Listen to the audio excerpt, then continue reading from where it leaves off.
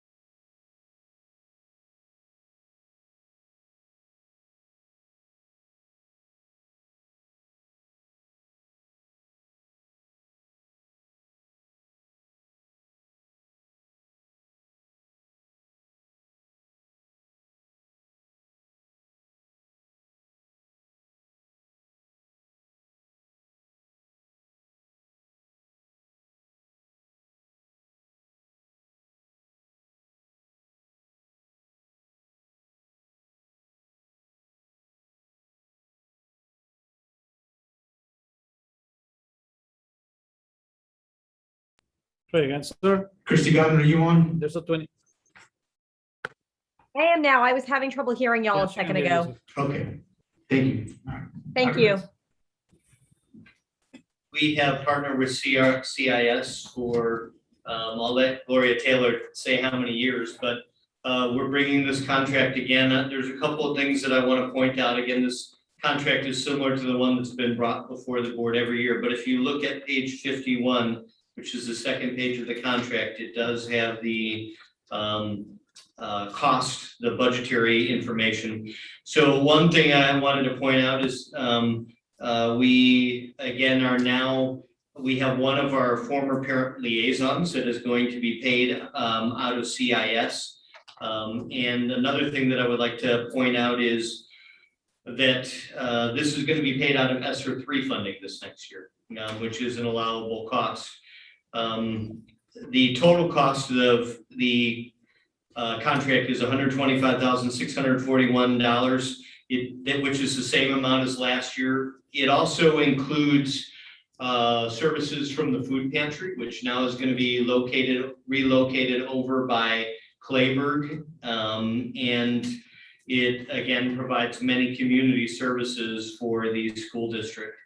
At this time, if you have any questions, Gloria Taylor is here from CIS. I'm over here, sir. Oh, I creeped up. wow. And I just want to say, it's going to be by Clayburgh, it's going to be at Clayburgh, that's where their food pantry is going to be. And when he was talking about saying that one of our parent liaisons that we currently pay for a salary for has now interviewed and gotten a position for CIS, so that's saving us that monies that we were paying for that parent liaison position. So that's another, will be right. Because before it was coming out of our Prior. It was coming out of our Title I for our parent liaison. Okay. Please. No, I mean, CIS in general was coming out of. Oh, yes, CIS was coming out. Yes. Good evening, Mr. Garza, Board Chair, Board of Trustees, and Dr. Pettis and leadership team. I'm Gloria Taylor. I'm honored to be the Community Schools Executive Director, and welcome to the new board, school board members. For those who do not know me, I am born and raised from Kingsville, went to Clyburn Memorial, H.M. King High. I do live in Corpus Christi with my family, and my sister, and then my mother had lived here for all their lives, and my mother just passed away. You may have known her, Hilda Garcia. She passed away from COVID in August, right when the pandemic was starting, and it took her in 7 days. And one of my best memories was coming to a school board meeting, because it was a ritual for us to go out to eat, and then I would come over here. So it was a little, surreal for me to come here today. But I'm here.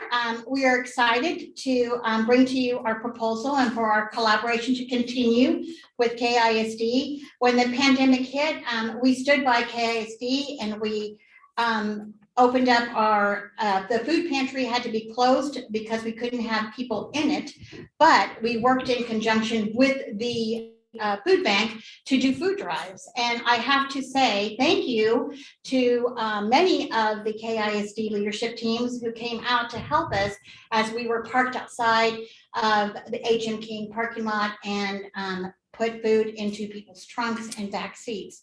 And many of you came out to help us. So we really, really, really do appreciate that. What we did also during the pandemic is that we went and did porch visits. We couldn't go inside, but we made sure that our families most in need had those food and support that they needed. We were very fortunate to get foundations to give us money, so we were able to provide family support. So if they needed help with their electricity and rent, we were able to do that as well. We often gave them gift cards instead of food, so they can have the selection of choice, or they could do the curbside at HEB. Although Walmart is also just as wonderful, so the HEB gives us lots of money to help with that. We are very excited that Judge Madrid called me, and he is giving us communities and schools, and this stays in the county of Clayburgh, $10,000 to support the food pantry, so it can be sustained for many, many, many years. And so we're very appreciative to him. And also the Berkshire Foundation gave communities and schools for Clayburgh County $20,000, so we can continue to supply those supports to our students and families. One of the great reasons why we are excited to bring on Crystal Mendez is because it helped with the budget, and we've been working with Dr. Pettis on that. We have lost 2 of our long-term staff members. Their husbands were in the Border Patrol, and they moved to the Valley. But just today, I hired, for the first time in a long time, we're going to have a male site coordinator. Sunny Barretta is joining our team, and so we're very excited about that. And we look forward to being hands in hands with KISD as we move forward into the school year. And I will take any questions. Yes, sir. Hypothetically. Yes, sir. if A organization was having a food drive, Mhm. say through the what do you call it? The food bank? The food bank, Yes, sir. and they have leftovers. Yes, sir. Guys, take Would we take their leftovers of the food drive for the pantry? Absolutely. Absolutely. Yes, and I know, Max, I'm gonna call you Max, sir, because I forgot your last name, but please, I'm so sorry. But he is arranging for also to have a donation to the food pantry, so we will absolutely take. We've had a hunter say that they're gonna process nigel, and I don't know if you guys are nigel eaters. I will try anything once, I but think there's some legal codes about it. yes, there is, and it's all being processed through They a. don't serve it at the Sisters Food Bank anymore, at the soup kitchen anymore, because we used to get milk all the time, but not anymore. Okay, well, it's something we gotta look at. Yes, we will accept donations. Thank you so much for asking. Somebody for a hamburger. Any other questions? No, thank you. I'll talk to you later. Absolutely, sir. There's something that could be coming up. Ms. Taylor, what would you say, I know last year was a COVID year, but prior to COVID, how many students do you think you served throughout KISD? For all the years that we've been here, Yeah, it's fine. I know it's, I mean, oh gosh, well, KISD and CIS has been partnering in before my time, and I am celebrating for the my, last 2 years. oh, the last 2 years. Maybe about case managed kids, about 450 to 500. Yes, sir. And I will say that I did participate when we went out on a Saturday. Yes, So it sir. was a great thing that we went on a Saturday. I know that's coming, especially with COVID lifting, Yes, and I challenge each and every board member to block off your time on a Saturday and knock on some doors like we Thank you. did. So, Yes. I mean, I know in the near future, if everything goes the way it does. I know that was a huge success. Yes, thank you, sir. Because a for lot of coming. people were like, and it was more of not being the police, but it was more of, hey, well, these are our services we do provide along with the school district. So we're here to partner with you. What can we do? Mhm. So I think that was a huge thing on that Saturday. And I know there was more planned. I think that's when COVID hit. Yes, sir. And we stopped. But I'd Mhm. like to, if it does again, those are something that were Yes, really, sir. really, really beneficial. And we appreciate it, you and Mr. Grossman. Yes, sir. Very good. The cost is very similar to this past year, correct? Correct. And again, it's coming out of their recommended, it comes out of the ESSER funds. And y'all, bless your hearts, couldn't have any kind of fundraiser. We could not, but, many of our regular donors that go to our Living Legends, we sent out a letter telling them we were not gonna have it, and explain, and they still gave, and all that money stays in a, here in a financial institution here in Kingsville. Any other questions for Ms. Taylor? There's no other questions for Ms. Taylor? I'll go ahead and move that we accept the recommendation by the administration to approve the interlocal agreement between Kingsville Independent School District and Peter Schools of the Coastal Zone as presented. Second by Ms. Delma Salinas. Any further discussion? If not, we'll go ahead and proceed to vote. Oh, real quick before, during the discussion, again, Mr. Maddox is not with us today. He is on vacation, so we have Ms. Christie Godden, but I did talk to Mr. Maddox before the meeting. He has, again, looked at the contract. So again, just want to make sure that we're clear on that he has looked at it and gave it the final approval. So again, I just want to make sure that the board does know that this was run through the office of Demeroff, O'Hanlon, and Castillo. So then we'll go ahead and move on to a vote. All those in favor say aye. Aye. All those opposed, same sign. Say nay. Motion carries 7-0. Thank you, Mr. Item 7C, consider approval of public meeting dates and time for 2021, 2022. Proposed budget, proposed tax rate, page 54, Dr. Fitz. We've already discussed this in the budget workshop. We are recommending the Board of Trustees approve the public meeting date, August 24th, and 5:00 PM. It would be before the regularly scheduled board meeting to discuss the proposed budget and proposed tax rate. Any further questions for Dr. Pitts or Dr. Bettis?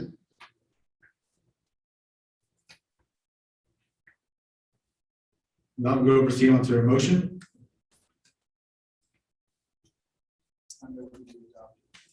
By Mr. Brian Coupal, is there a second? Second. And second by Mr. Elizabeth Ramos. Any further discussion? There's no any further discussion. We'll go ahead and move on to a vote. Again, all those in favor of approving the public meeting date and time that is scheduled for 2020. Yes, sir, absolutely. We will. 2022 proposed budget and proposed tax rate. Go ahead and move on to a roll call vote. It was requested by Lieutenant Colonel Price. Let me check the paperwork. Go ahead and proceed. Mr. Brian Coupal. Yes. Brian Coupal is a yes. Lieutenant Colonel Price. No. Colonel Price is a yea. Mr. David Garcia. Just before I vote, I just like to have more time for the people to review that, so I'm gonna say no.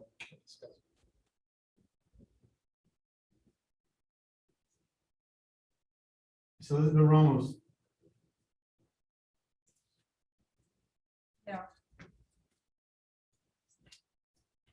Mr. Jim Lucy. No. Ms. Delma Salinas.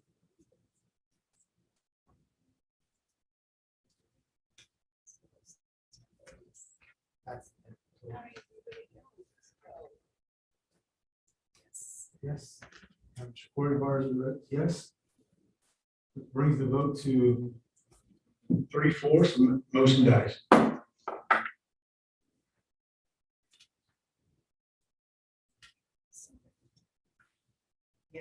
We are gonna eventually have We're gonna to, have to bring it back up to either a special meeting or during the workshop that we have in a couple of weeks to bring it back up. Am I correct, Christine?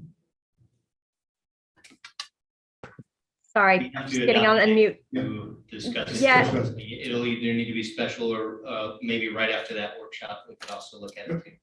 That's correct. I'm sorry, Christine. You're muted. I'm sorry, can you hear me? I can't hear Christine.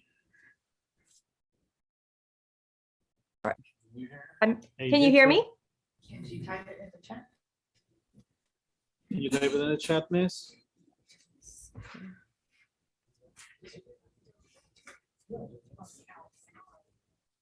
All right, we'll go ahead and move on. Motion dies. We'll get her in the back when we're talking about it. Okay, item 17. Consider approval of contract of external audit. It can be found on page 55 through 56 through, I'm sorry, 66, my apologies. Dr. Pitts. We have had Raul Hernandez and Company, PC certified public accountants for the last 2 years. Before that, for probably over 20 years, we had a previous auditor. This is not something that changes usually from year to year. Usually auditors stick with the school district. They're familiar with their books. 2 years ago, when our previous auditor retired, we basically put out for requests for auditors, and we had only one that replied to it. It was Raul Hernandez and Company, and we have been very satisfied with them the last 2 years. We are recommending that they be approved for the next 2 years with their district. Thank you, Dr. Pitts. You heard the recommendation by administration to consider the approval of contracted external audit services that have been provided by Raul Hernandez and Company, PC, certified public accountants for the fiscal years ending August 31st, 2021 and August 31st, 2022. Any further discussion for Dr. Pitts? Price comparable. Yes, price is going to be $26,000, which was comparable to what it was last year. Because Miss Christie said that her audio cut on her end, I can hear indicating that she y'all. cannot hear anything right now on her end. Did you put it in the chat? Yes, I text something so she can type in the chat. So is there a motion again to consider approval of the contract that was presented by external audit services was presented by the by administration? So moved. Made by Mr. Brian Kufal. Is there a second? Second by Mr. James Lucy. Any further discussion? We now proceed to vote. All those in favor to consider the recommendation of administration to approve the contracted of external audit services being provided by Raul Hernandez PC, say aye. Aye. All those opposed, say nay. Motion carries 7-0. Thank you, Dr. Pitts. Item 17, consider approval of retention stipend that can be found on page 67. Dr. Pitts, hot seat. We have discussed this in the budget workshop. The administration is recommending that we approve the retention stipend. This would be $500 in November for all employees at a cost of approximately $250,000, depending on how many employees we have at that time. And an August retention stipend for returning teachers only. That's about the maximum possible cost that it could be if every single teacher returned. That is the recommendation. You heard the recommendation by administration. again, to approve a $500 retention stipend in August for all teachers who remain with the KISD for 2021-2022 school year, with the anticipated result in the ability to retain quality teachers with KISD. And the November one would And the need November to be one, on so the it'd be- recommended action. Because The net, no, let's see, recommended action. Yes, that should be also the November one for, I don't know what. because you put it on the background Yes. information. So what do you, We are proposing November stipend for $500 for all employees. give me 1 second so I can write it down, so we'll repeat everything, so everybody has a clear view of what's going on.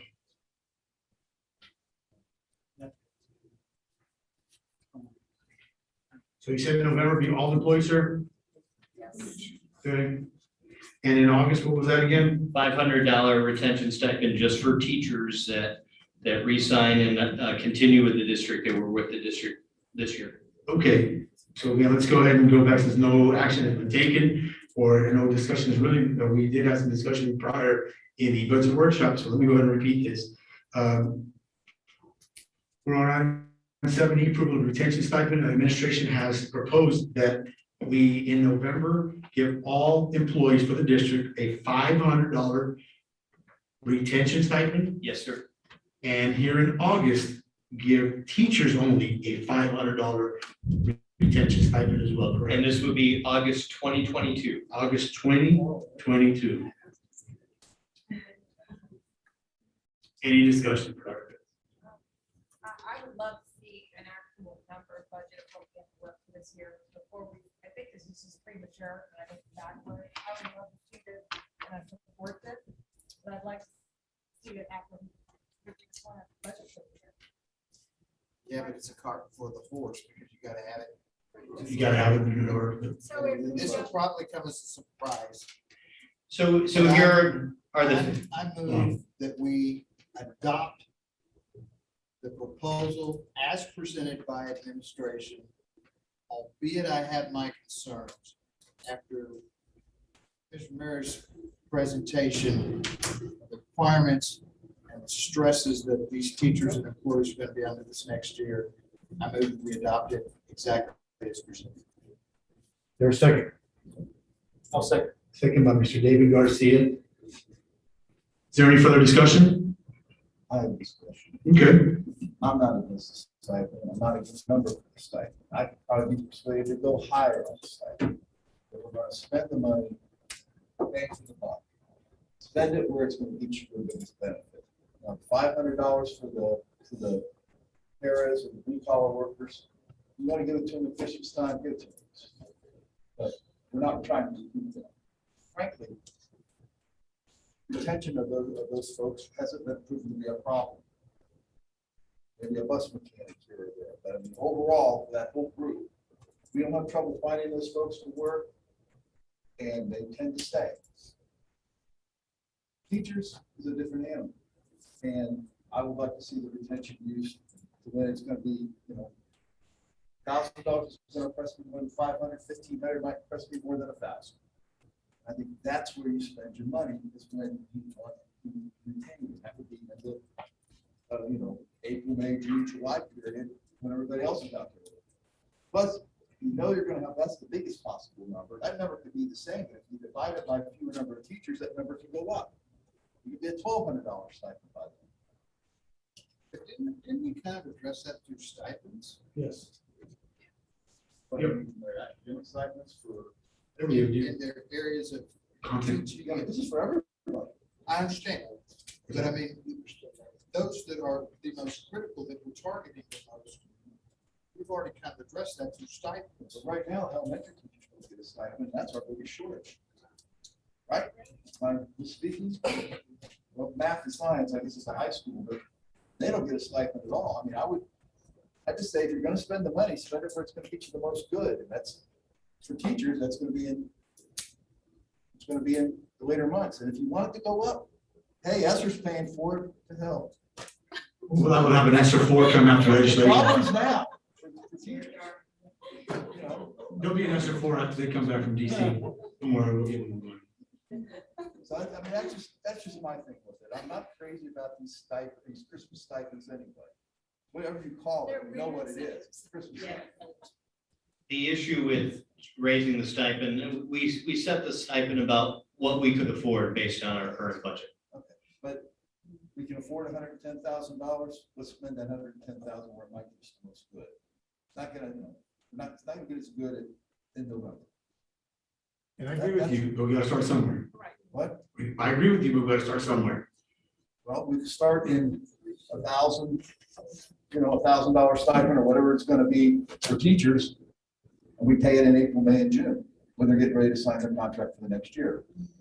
That's my concern. It's just spend the money where it's gonna use the most. Yeah. benefit. Some sign though during that time, and then they still have until July 20 something. So, So there's a motion in front of the board again, that, and it's great, agreed on the discussion, that again, to approve the retention stipends that were presented by the board. Any other further discussion? Now we'll proceed to vote again. All those in favor of approving the retention stipend that has been presented by administration, again, let me go ahead and read that out, that everybody knows and is aware of it, is again, the recommendation was again to, in November, for all employees for KISD to receive a $500 stipend. And in August, a $500 teaching retention stipend, which would be effective on 2022, correct, Dr. Pettis? Yes. For the teachers that return. The teachers that return,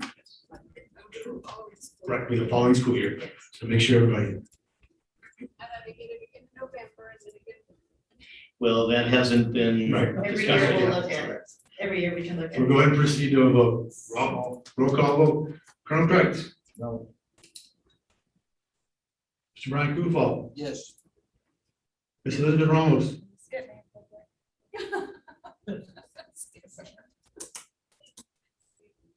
we'll skip you, all right.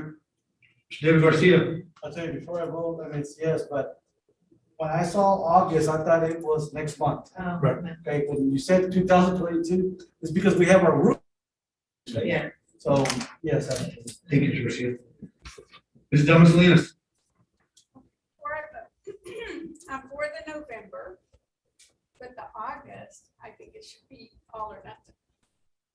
So.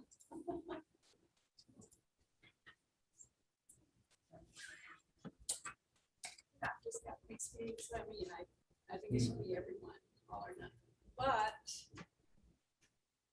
if we don't put it in the application and the grant application right now, then they don't get it.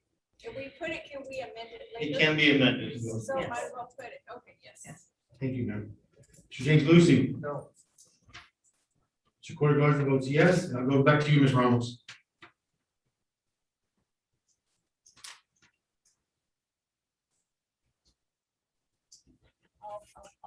I'll vote yes. Thank you. Thank you on that again. Motion carries on a 5-2.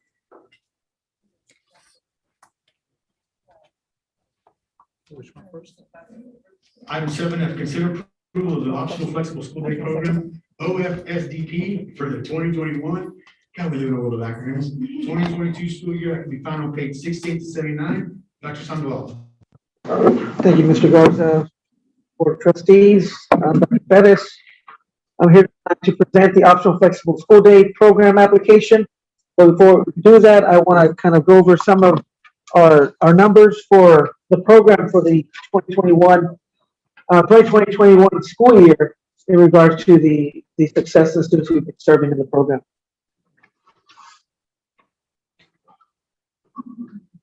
So before I get started, I want to just share a little bit about the program requirements. A student to be eligible to be part of the optional flexible school day, they got to meet certain requirements. And one of those being a student that is at risk of dropping out or has dropped out, or a student has attendance issues and is using this as an opportunity to make up the credits that they would have otherwise lost if they stayed in the regular school setting. So during the previous school year, May 2020-21, we had a total of 40 students in the CARE program there at the high school. You look at this chart here for 2021, We had a total of 40 kids, starting with cohort 2019, which is 2 years behind, and going up to the class of 2024, which are current freshmen. Some of those freshmen were students that are already 2 years behind, and we're trying to find a way to accelerate their instruction so that they can actually graduate possibly with their cohort, their original cohort. Out of the 40 students that were being served in the care program last year, we had a total of 9 students that graduated high school. Considering the fact that these students may have been, forgotten or may have dropped out or may have been possible students that would never have graduated. So we got nine of those kids back, almost 25%. That's a pretty accomplishment for the high school to be able to recapture those kids that otherwise would have been a dropout. So again, total of 9 students that were classified as dropouts for the state of Texas. So congratulations to the HMT High School staff, teachers, administrators that support the program. Congratulations. Shannon, you go back to the previous slide there on the left. The 2022 cohort, they're supposed to graduate This year, coming year. correct, But we had 2 graduate in 2021, correct, so they graduated early. correct. Did they graduate under a full program or recommended program or 22 credits? I don't have that. I can get that information for you, Colonel. Do you know that? No, I think get the. We've got the credits. I'd have to think it's break right that they down. want to graduate early, but I'd like to see them do it on, if people graduating early, then the probably people will get 22 credits. They're not on everyone graduate. We can get that information for you, Jennifer. So for the upcoming school year, 21-22, we have 48 students that we intend to be providing instruction for this year. So you look at the numbers right now, we're still serving a couple of students from the 2019 cohort, and we've got 1 student in the 2024 cohort. If you look at the numbers, students being at least 16 or more credits, we see a potential of 12 students being able to graduate this year.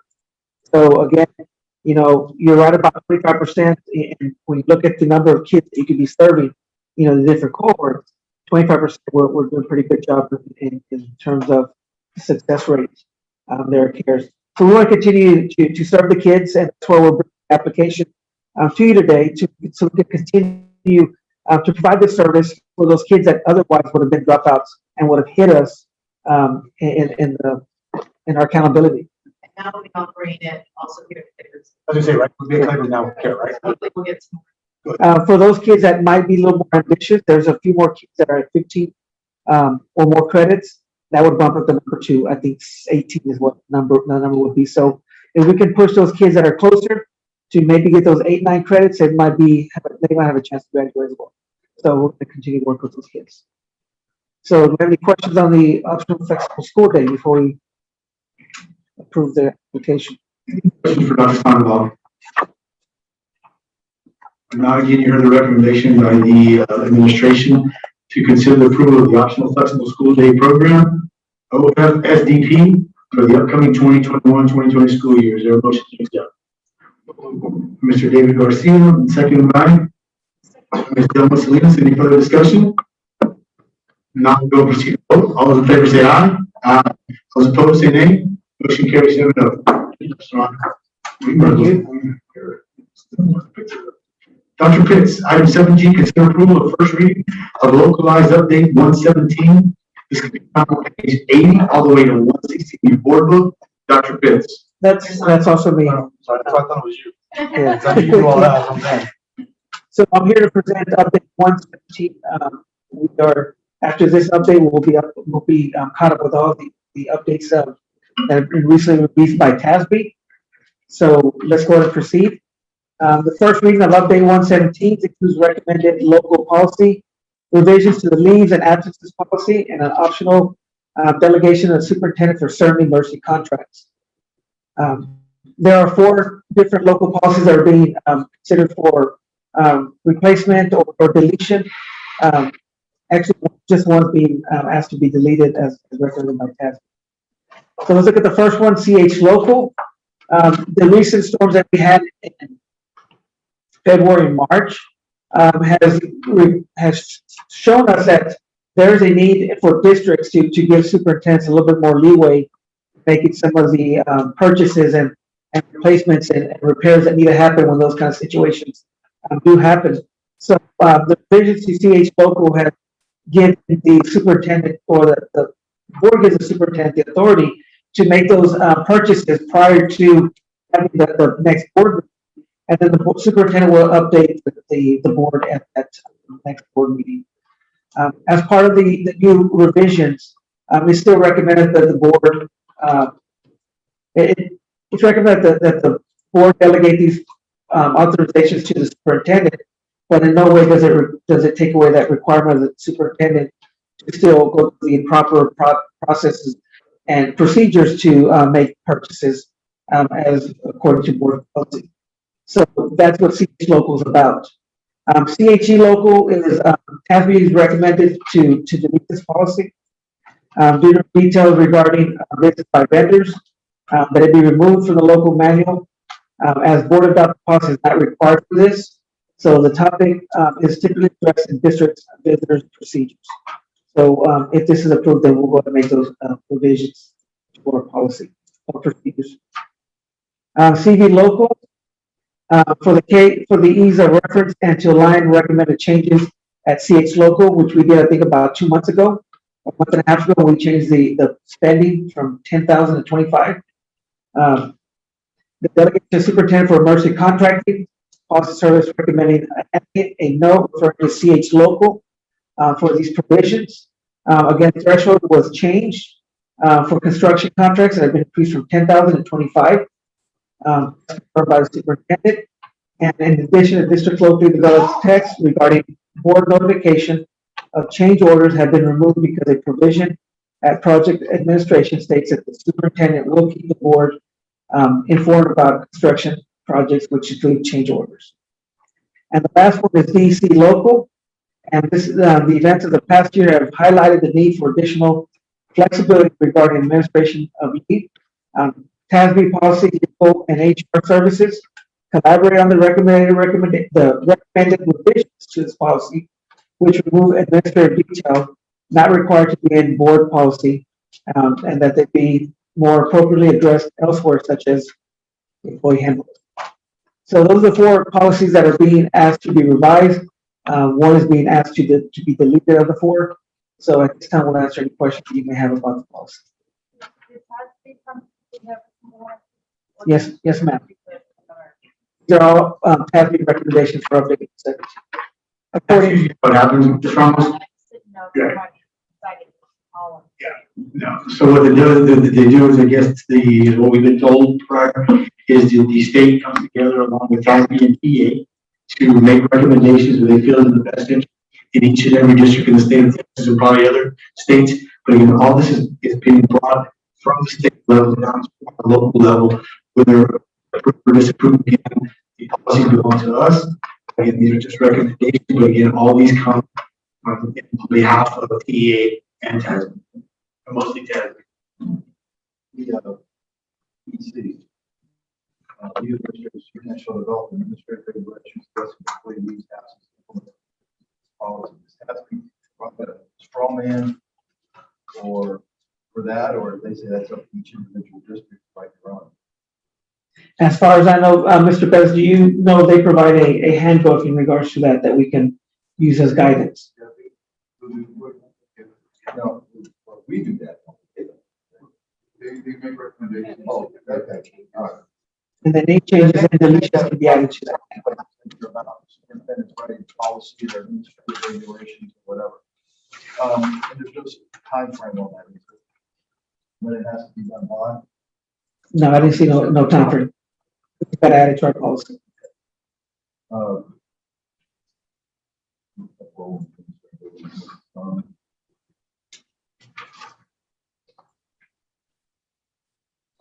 Now. Oh, payment for accumulated leave upon buyback at retirement. What is the rate? I think it's $25 a day.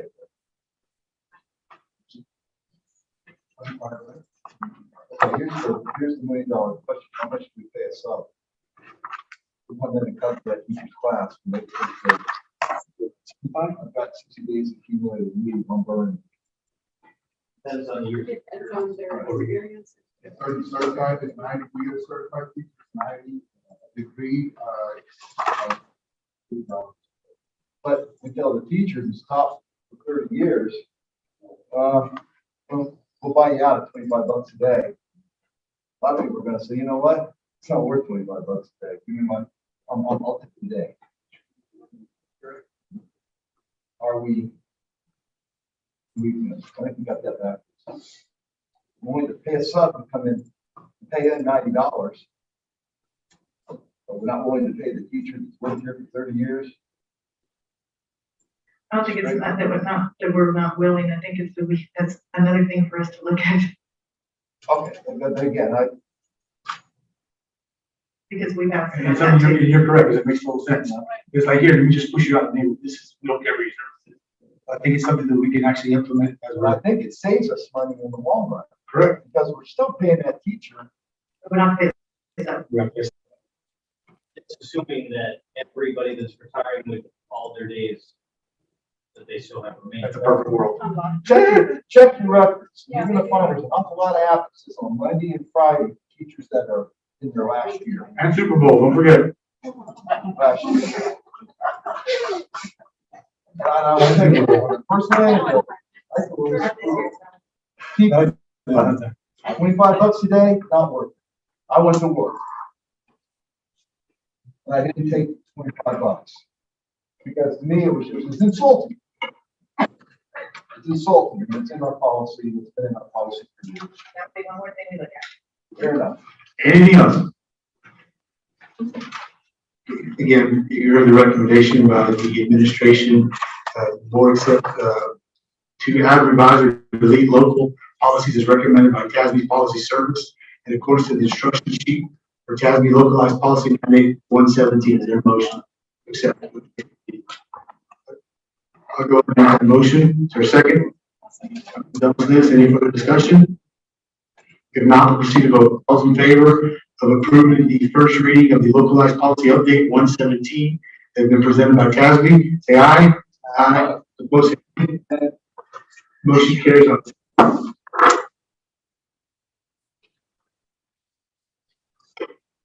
Thank you, Dr. Tunaball. Item 8, board will enter into closed session in accordance with Texas Open Meetings Act, Texas Government Code 551.071 to deliberate and consider the following. A, consider with legal counsel regarding legal and personnel matters. No action will be taken until we return to open session. We are now in closed session at approximately 8:20 p.m. Those of you all attended administration and campus leaders, thank you all for coming.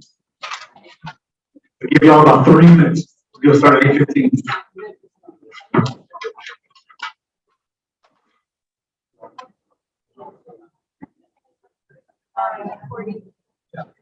That's what I'm saying. I want to be everyone.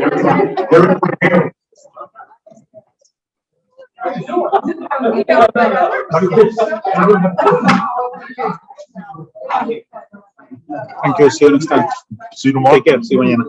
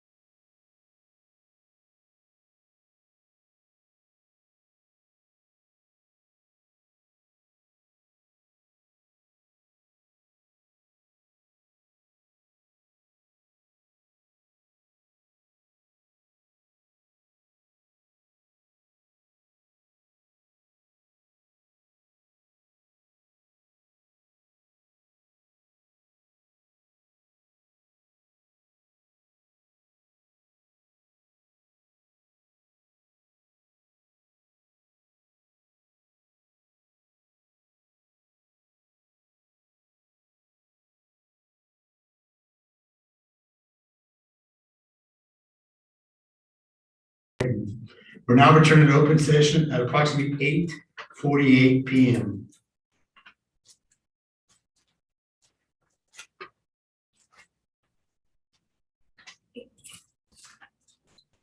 Mr. Chairman.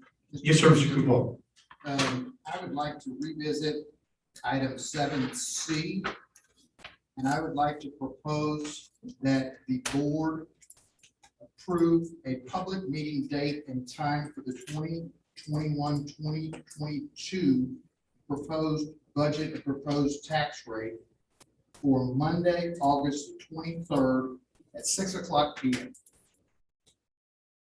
And I'll go ahead and second that.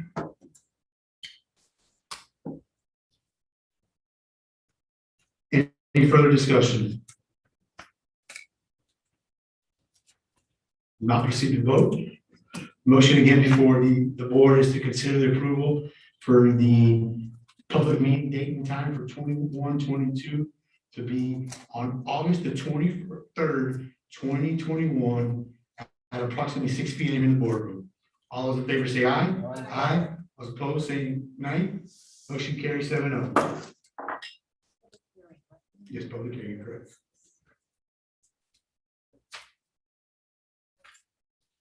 There is no other business to come before this meeting, and now declare this meeting adjourned at approximately 8:50. Muted.